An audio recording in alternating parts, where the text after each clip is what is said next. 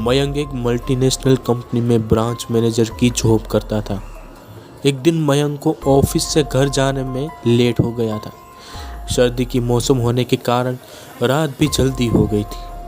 ठंड भी बहुत शुरू हो गई थी और रास्ते में चलते चलते मयंक को एक आवाज़ सुनाई दी, रुक जाओ। मयंक वहीं पर रुक गया और पीछे मुड़ के देखा, लेकिन पीछे कोई भी नहीं था। फिर से वही आवाज़ सुनाई दी, सामने देखो।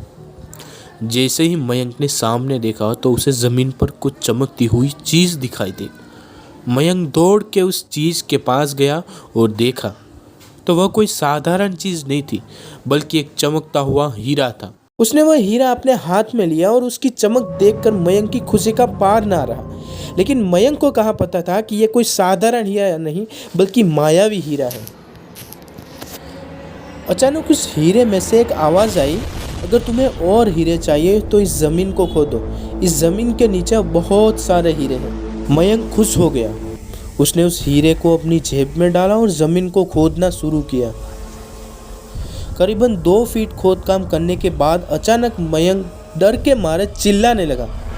उसके कारण उसका संतुलन खो गया और ज़मीन पर गिर गया, क्योंकि उस गड्ढे में से हीरे मोती नहीं बल्कि किसी इंसान का कटा हुआ सर मिला। अचानक वह सर हवा में उड़ने लगा और बोला, डरो मत, मैं तुम्हें कोई हानि नहीं पहुंचाऊंगा। मैं तुम्हें बहुत सारे हीरे जवाहरात भी दूंगा। बस मेरी बात ध्यान से सुनो और मैं जहाँ जाता हूँ वहाँ मेरे पीछे आओ। फिर वह सिर हवा में उड़ा और जंगल की ओर बढ़ने लगा। करीबन 1 किलोमीटर चलने के बाद वह सिर रुक गया और मयंक की ओर मुड़ा। फिर उस सिर ने मयंक से कहा, इस ज़मीन के भीतर बहुत सारे हीरे और मोती जवाहरात छुपे हुए हैं। इस ज़मीन पे खोद काम करना शुरू करो। फिर क्या था, मयंक खुश हो गया और उस ज़मीन को खोदना शुरू कर दिया। खोदते खोदते उस ज़मीन के नीचे हीरा मोती तो नहीं मिले, बल्कि उस सिर का कटा हुआ धड़ मिला।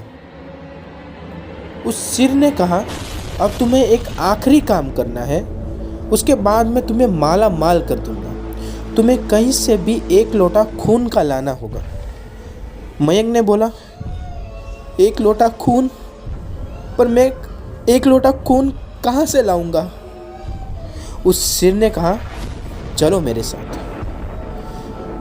वो डरावना चेहरा मयंक को साथ लेकर थोड़ी दूर पे गया। वहाँ उसे एक इंसान को जाते हुए देखा।